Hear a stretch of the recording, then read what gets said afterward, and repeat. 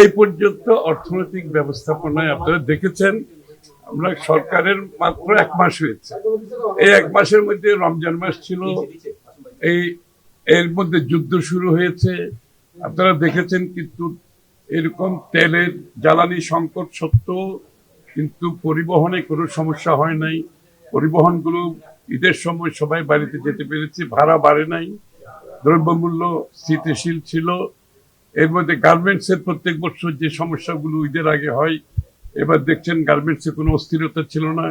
কারণ এগুলো আমাদের অর্থনৈতিক ম্যানেজমেন্টের কারণে আমরা এগুলো ব্যবস্থাপনা আগে থেকে নিয়েছি, সঠিক সময়ে সিদ্ধান্তগুলো নিয়েছি বলে আপনারা দেখবেন পুরো রমজান মাসে দ্রব্যমূল্যের স্থিতিশীল ছিল, পরিবহনে কোনো সমস্যা হয় নাই।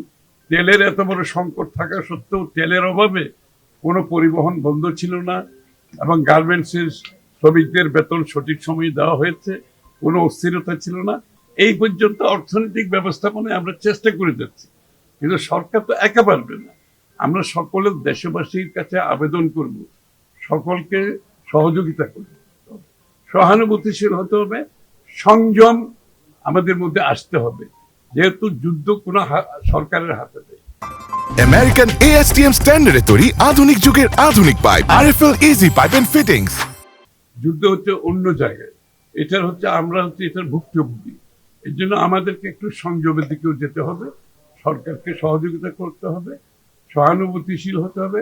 সবাই মিলে আমরা সংকট থেকে উত্তরণ করতে পারবো, অর্থনীতিকে এগিয়ে নিতে। দায়িত্ব নেওয়ার আগ পর্যন্ত যেটা আমরা পেয়েছি অর্থনৈতিকভাবে, যে একটা খুবই খারাপ অবস্থায় অর্থনীতির যে অবস্থায়, সেখান থেকে উত্তরণের জন্য যে প্রোগ্রামগুলো আছে, যে বাংলাদেশ জাতীয়তাবাদী দলের ম্যানিফেস্টোতে যে কথাগুলো বলা আছে এই সংকট থেকে উত্তরণের ব্যাপারে, যে সেগুলো আমরা আলাপ করেছি। যে বিশেষ করে এরকম একটা অবস্থা থেকে উত্তরণ করতে গেলে আমাদের যে অনেকগুলো রিফর্ম দরকার, অনেক ডিরেগুলেশন দরকার।